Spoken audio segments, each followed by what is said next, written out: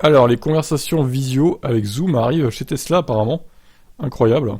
Tesla vient d'annoncer sur Reddit que Zoom a terminé une app compatible avec le tableau de bord de ses véhicules. C'était prévu, mais l'éditeur en a fait la démonstration lors d'une conférence survenue ce mardi. Et le moins qu'on puisse dire, c'est que le résultat est saisissant, surtout sur une dalle aussi imposante que celle qui équipe l'avant des voitures d'Elon Musk. Bien évidemment, il faudra se contenter d'utiliser la fonction uniquement à l'arrêt. Les capacités de conduite autonome des automobiles en question ne sont pas encore suffisamment au point pour aller plus loin. En tout cas, de l'avis des autorités qui régissent le dossier en Europe. Cette solution sera l'occasion de capitaliser sur la caméra frontale des Tesla installée juste au-dessus du rétroviseur, un capteur qui offrait jusqu'ici surtout un certain gage de sécurité, quant à l'autopilote justement, mais il était d'ores et déjà annoncé que des développeurs tiers y auraient accès. Potentiellement, l'annonce d'aujourd'hui est donc la porte ouverte à bon nombre d'autres fournisseurs comme Apple, Google ou Microsoft.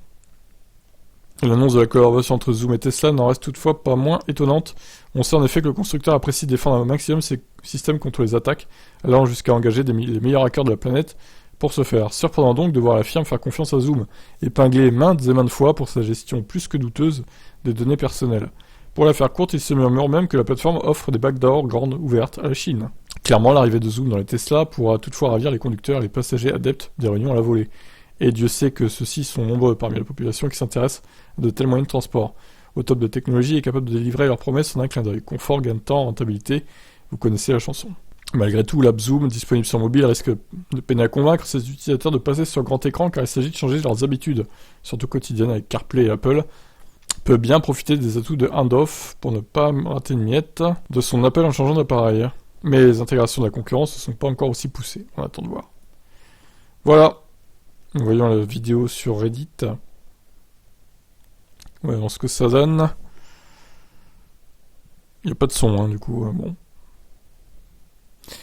Alors oui, pratique quand vous rechargez votre Tesla, notamment. Après, certains diront qu'ils peuvent très bien faire ça avec leur téléphone, pas besoin de se connecter à la voiture, quoi. Mais bon, ça, on voit mieux la personne, quoi, on va dire.